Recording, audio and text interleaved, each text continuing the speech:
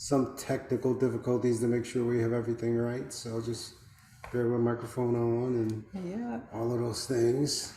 pressing all the buttons. So, a good way to interact with us on the live stream for our Dingo Diva Hour would be to go to YouTube or the group, right? So, With that being said, let's welcome to the Dingo Diva Hour. welcome. Welcome to Dingo Diva Hour. This is our first episode. We're calling origin story. So we're going to tell you how we met. So Yeah, I guess. yeah, how we met. Yeah, that story, how everything came to be, why we're here, where we are now, and things like that, and how it became.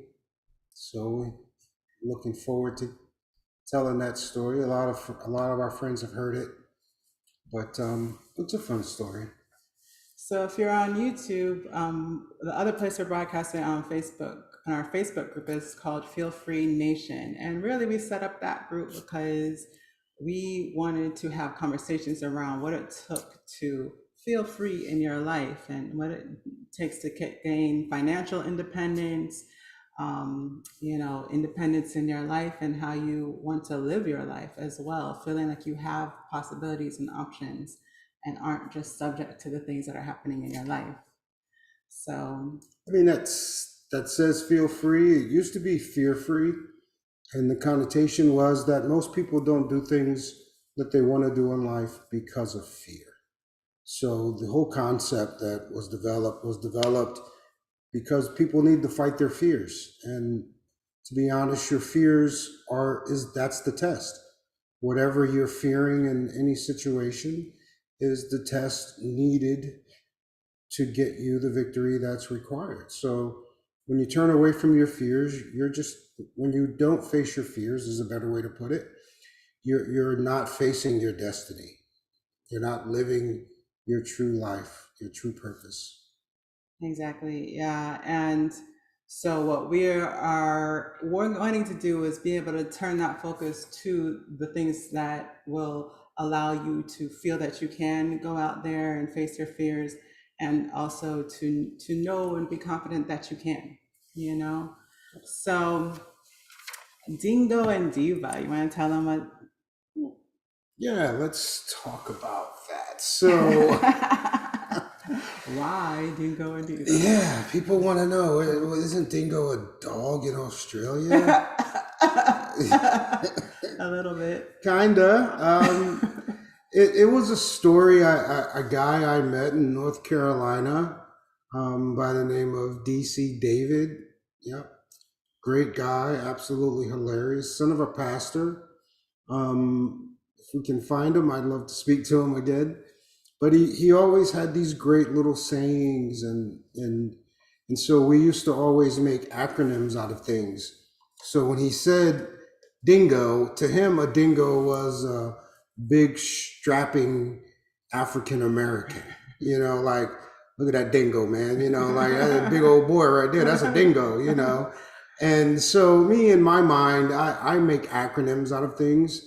And so we made an acronym for it. And so a dingo is a determined individual needing God only. And it just didn't stop with dingo. When he would see a woman, he would call her a dinga, especially a nice, beautiful, thick woman. Man, look at that dinga, So, but when I met my wife, she was a diva.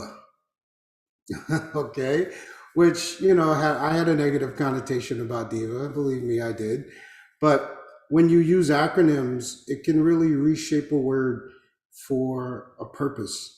And once you can reshape it for the purpose, it begins to come alive. So she came up with an acronym For for Diva. diva. Yes, redefining. Divine intellect, voicing awareness. Okay, so essentially, and actually, I'm running a event this week based on the idea of this idea, divine intellect, voicing awareness of the art of being a gracious diva, because it's really not about um, overshadowing other people, telling people what to do. It's about gathering and having clear support around something that you want to produce, give to the public, right? And so, in order for To that to yourself happen, first. well, the self part is that it's your vision or your creation or your project or your service, however you are wanting to show up for the public, that is what you are asking for. That's why you are telling people how to serve that project and goal, because it takes certain things to make that happen. So it's not about ordering people around and being diva-ish in the fact that talking down to people. It's about gathering support in a clear way that we're going to achieve the same objective, and that the vision can be honored and brought into full life with a group of people. Yeah. So I mean, that's kind of how we came up with that name, and purely organic and the way we've grown and developed together. Um, how we met, that's a real crazy story too. So I was actually living in North Carolina.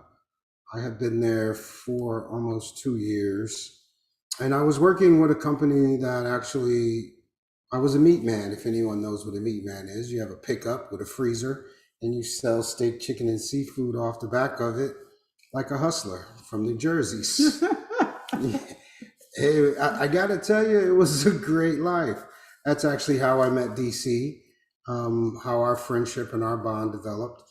I'm selling meat. And it also allowed me to continue a process of mentoring and getting with other young men who came through that company, and working with them and just making money and teaching them the game of being a meat man. And it was just a blast. And I remember one day we were going to an area, and it was an area that we don't normally frequent, but I just had a feeling, let's go to this area today.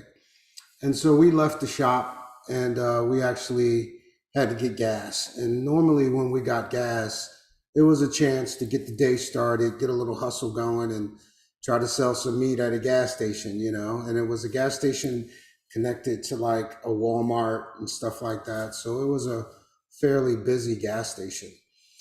So I was actually with a young man that had also moved to North Carolina, but he was having a lot of issues with females at the time.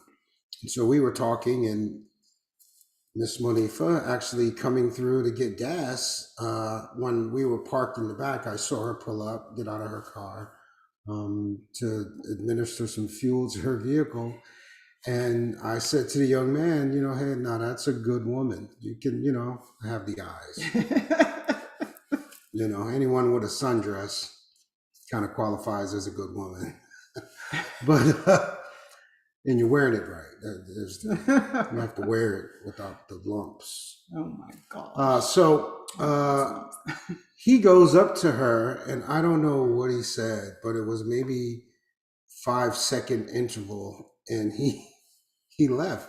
He goes into the store. I don't remember this part, by the way, because I don't remember anybody trying to talk to me before Daryl.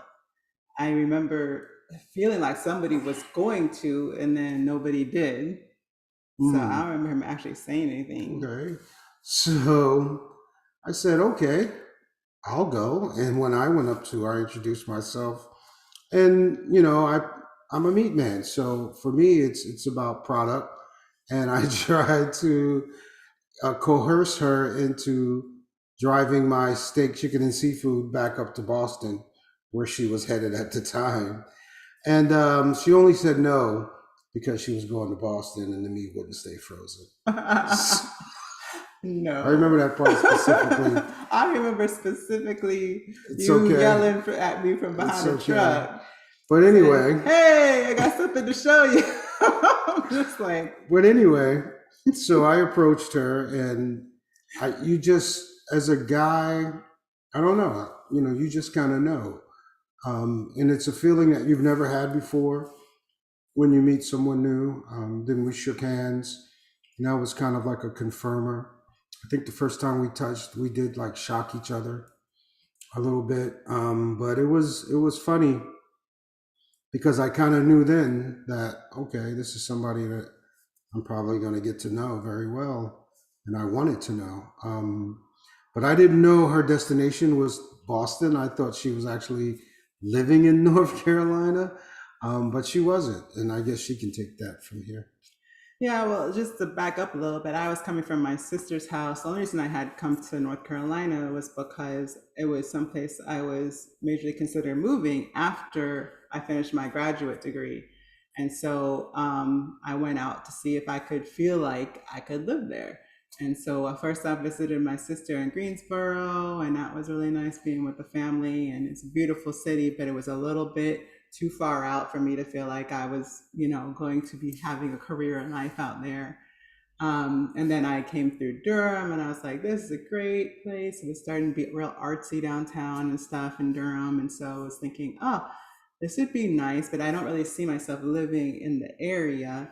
And then Raleigh, and then I met Daryl going from Raleigh to which I had decided, yes, I could live here, right? And then when I was headed back out to the interstate, I decided to go the long way, and that's where I met Daryl on the gas station on that route. And it was really out there. It was like neither of us really should have been there. Let's say, like it wasn't like his normal Nope. territory. It wasn't logical for me to go that way, but I was just checking out what different places look like, so I figured I might as well take the scenic route, this kind of thing. So so yeah, and when we met, I was like, I first, what I noticed is that he was funny. He made me smile. The second thing I noticed is that he made talking so easy. And at that time, I had a really hard time talking to, especially to strangers. Like it was very difficult for me. The other person might not have known, but it was difficult for me. And just being able to say what I meant and tell a story, it's a really hard thing for me back then. And it was so easy to talk to him. And that's what I remember the most about when we met. It was like how easily I just had a conversation with him. And then yeah, when we shook hands, I don't know about I had like a little okay moment. It was more chemistry than a shock, but we shock each other on a Or every day on a regular. regular basis. Yeah. Yes. So yeah, and that's how we met. And then he asked me for my number, and I said no. Nope. So I gave her mine. Yeah. So I was like, I know why you're gonna give it to me. I'm not gonna use it. She didn't know what I knew. And then no more he knew. She didn't know what I knew. But yeah, I ended up calling about almost like a week and a half, 2 weeks 2 weeks, two plus later. weeks. And the only reason was because I saw the number. I had somehow took it out the car, which I didn't think was going to happen. And I had put it on top of my TV, which I didn't watch. I was working 3 jobs and going to school and graduate school. Like I did not have time for TV. So my TV never was turned on, so much as to look at it. So for some strange reason, I saw it, and then I just picked up the phone and called him. Like I didn't pick up and call No one. no one. Still My don't. mother, my sister still don't. Still doesn't. Nobody. But for some strange reason, I picked up the phone and called him, and we just never stopped talking. That's how I usually Now we say had it. some really great conversations. Yeah. Like, and I was a talker already, and I read people. I'm a people reader, so those conversations allowed me to know her without her telling me who she was, type of thing. So when we started these conversations, I didn't realize what a mental love was. I didn't know you can fall in love with somebody mentally. And that's really what happened. And it was so different to be in love with someone mentally first before even touching them, even, having a hug that says, hey, I miss you. I hadn't even touched her in that way before I had mentally fell in love with her through conversation and you know, about what she was about and what she was doing. And her story within itself was just so strong and powerful. that I fell in love with her that way. Yeah. For me, it was the that our spirits knew each other. If not maybe knew each other, but we got each other on a spiritual level. And I think coming up with the confusion of spirituality that we grew up with, to recognize that we had a same way of thinking about spirituality and God, and what our thinking allowed for us to do with our lives, and how we wanted to evolve. We wanted to change, and we knew that we could grow, and that we weren't always going to be who we were today. But what we knew was that we would always be drawn to each other's Right. spirit. Correct. Yeah. So that's the short version of how we met, and so how we got to California. How do you meet in North Carolina and wind up in California? We lived in North Carolina for 10 years. We were in Carolina for 10 years, rooted. I don't know about rooted. We weren't rooted, but we had dirt in the pot. We moved to like how many cities in North Carolina? Four different cities. And not just like different cities, 10 like years, so. different parts of North Carolina, like maybe not regions, but like whole different almost counties. like whole different like Fayetteville County and Durham County are worlds apart. Right, and we met in West Raleigh. Raleigh is Raleigh County. No, it's not. It's no, it's something else. Cumberland. No, that's no. So other side. Yeah, so that's a whole another county right there, and we started out closer to Fayetteville, working in closer to the bases. Spring Lake. Spring Lake was the city. That's correct. And it was funny because just before we moved to California, things were like perfect. They were on the upward trajectory. She had a fabulous position, and I wasn't doing what I wanted to do, but I was kind of happy. Well, I wasn't happy in terms of happy. You can't be happy when you're not doing what you want to do. I'm convinced of that. But I was content with where it was going. Okay, all right, I'll retire here type of thought process. And I guess that just wasn't what the universe wanted. I had this crazy dream about something. We'll get into that it's another story. Well, and you skipped the part where was it a month before? No, I'm getting to that. Oh. So I had this weird crazy dream. I don't even think I told her about it at first. But it's like a month later. So it was around Christmas, Thanksgiving time, and she was coming up for her annual review, and she was going to be asking for a raise because she was doing way more than the job title and the pay amount had suggested. And so all of these things were happening. We were really looking forward to life in Carolina and buying a house and really rooting ourselves there. And within 30 days, that whole plan changed dramatically. Now, the part I was going to say that you forgot is that, was it because of the dream? You asked me at one point about a month or so before, like, would I ever live in North California? Yeah, that was true. I was like, heck no, I never live in California. No, you didn't say heck no. What you did was, the first thing she did was run to the internet to see how many opera houses were in California, black ones specifically. Did I? It was black opera houses. I don't remember that part. That's the first thing I do before we go to any area, though. Right. Find out what the classical scene is like. And so it was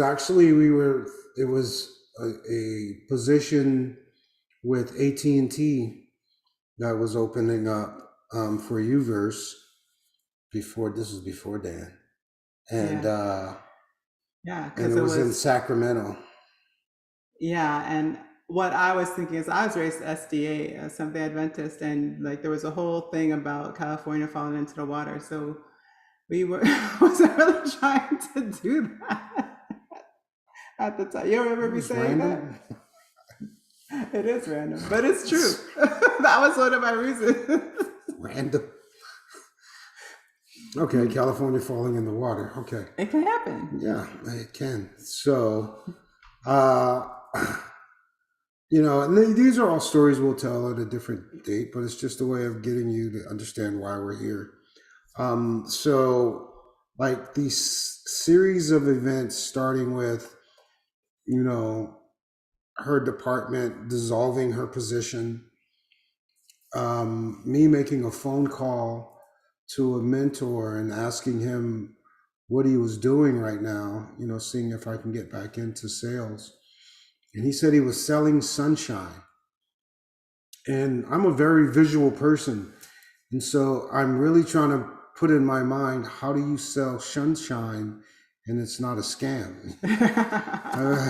How's that possible? And he said, oh, no, I'm selling solar. And he said, it's a big product. And the way you explain things to people could be very useful.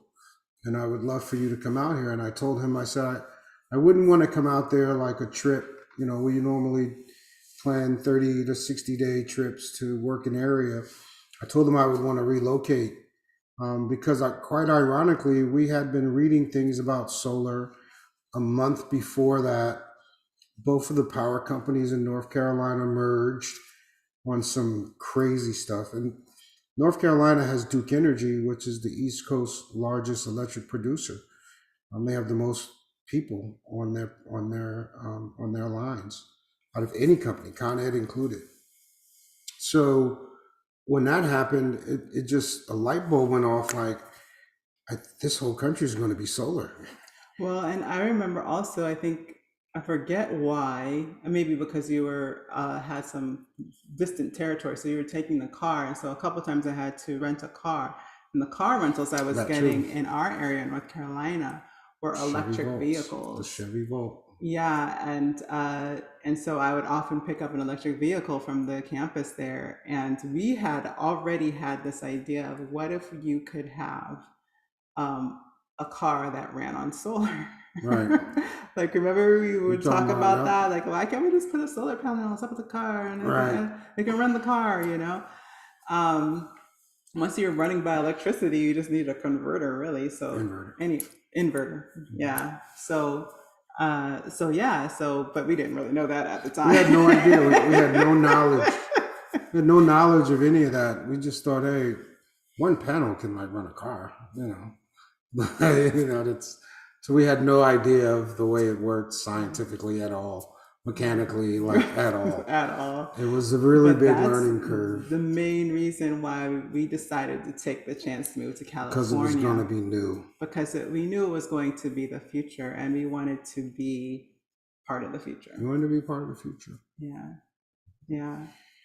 So much so, yeah. And it also was in line with our whole, we always talk about the environment, how we love nature, the earth. We've always spoken about how we wanted to do something that served a lot of people. And even when we started Feel Free Nation, which at the time was called Fear Free Nation, our motto was people helping people one person at a time, right? And when we realized that we could help people by helping the earth, Impacting people.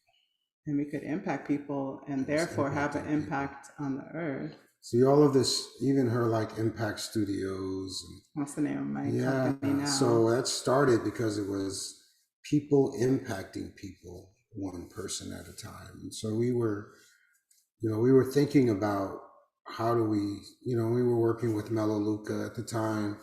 So they were a chemical free company, still fabulous company, by the way. If you're interested in products without chemicals or harmful additives, that company is unbelievable and totally worth your time of investigation. But we came to a few conclusions that North Carolina was great, right? It was pretty awesome. We loved it. We loved the people. but the thought was still, their thought as a whole was still kind of behind where we wanted to go.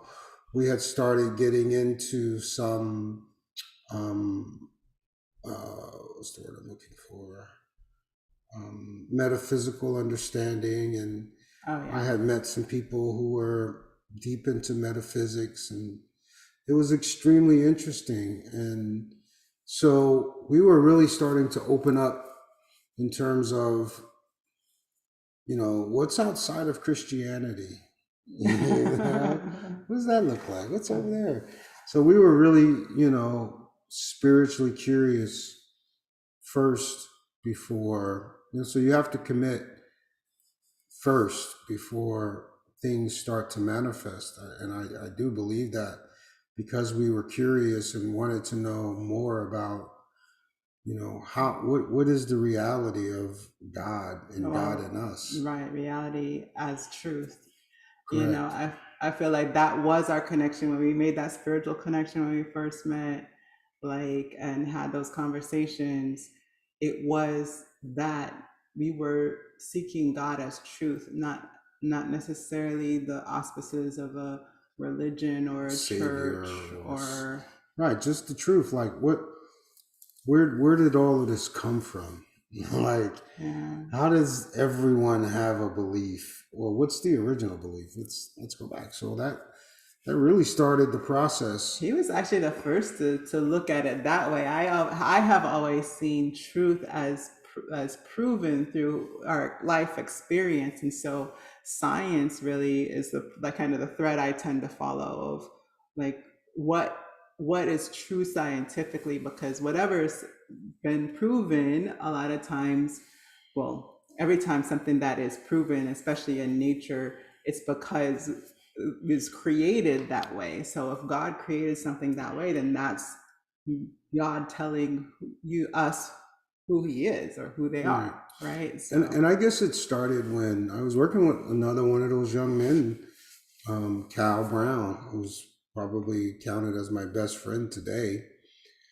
Working with him every day and his views being more metaphysical because of the people he had been involved with. He's the people he had been interacting with introduced me to the subject, even gave me a book. yeah. I didn't read it. I read some of it. I didn't read it I just all. want to say hi, Paula, if you're still watching. Thanks for joining us and commenting. We appreciate it. Um, so that was really what started us on that journey. I really wanted, I'm a truth seeker, like, till it hurts. Yeah. Because it's hard for me to change without the truth. But when you live in America and you know that sometimes the truth that you're reading isn't the whole truth, so let's give it up for the internet for being able to do your own research without a library. So I just, I became like a truth seeker through as much information as far back as I could find it. Like, I just went as far back as people were talking about things far back. Reputable people. I didn't. There weren't a lot of crackpots back then. There were only people who had done the research. There were only And who are people, just really right, passionate about and who were posting their content. the history and what hasn't been revealed, and people have whole theses and have most of them have doctorates and Hmm. have studied several cultures. These things are pretty much agreed upon by people who have studied ancient history, Correct. and so a lot of Egyptologists. yeah. I didn't. I met the first introduction to my first Egyptologist. Shaka Diop was some of the first people that I heard. Um, Spirit Science was making videos Hmm. then, like, really, really, like, raw, Really interesting, really crazy because they were interesting bringing in stories again that you had from never heard of. separate ancient cultures and like kind of finding through threads that were very clearly being continually found in these same people that we were listening to. So again, it wasn't, and we like that. We like information presented, and then you get to Decide decide and to bring that information together for yourself. But or we do don't, more research at on least for it. me, I don't like preachers. I don't like people telling me what, I should think, in other words. Correct. I like giving, just give me the information, and that's kind of what we started with. And so the evolution of it, for me in Carolina, Carolina is the start of us. But the start of us for us, to me, was how we even got to Carolina, which is another crazy story that we're not going to talk about today. Not today. Not today. But we did want to tell you what's going to happen. What Mhm. is Dingo Diva Hour? A little bit of that, because we also wanted to invite you on the journey. What do you want it to be? We want to tell you a little bit about our story and what drives us and what still is a major part of how we function, and to see what we can have conversations around. Again, like, we're not really here to sermonize, but we're here to have a conversation about truth, And so we Collaborative invite, truth. I believe truth is collaborative. I yeah, believe without the collaboration of what you know and what you found and what we found, and maybe there's a deeper truth in us knowing those things together. So we want to know what you guys want to talk about, what you want to see, um, what is interesting, what is being interesting to you, and does it doesn't even have to mesh. Fear Free Nation is about the things that you've experienced, that you've overcome, because you're only on the path that you're on because you were a seeker, and so yeah, we want to know what you're seeking. yeah. And So your knowledge and experience, you yeah, want to know about. We want to share ours too, and so we can have a two-way discussion about that, and and grow together grow together. So, and how we think of growth again is like feeling free to create freedom in your own life. without judgment. Right, without judgment. So we invite you to ask questions. Our specialties, what we consider ourselves to be expert in, what we have garnered our knowledge in. Will you talk a little bit about what you do? So I'm in marketing, sales, or I call it the connection business. The people connector is the way I consider my expertise and the ability to connect with people and to see if there's a need that I can fulfill through a product, through a prayer, through a hug. I meet people to find if I can be of some service to them, and it just so happens I have a product. You're funny.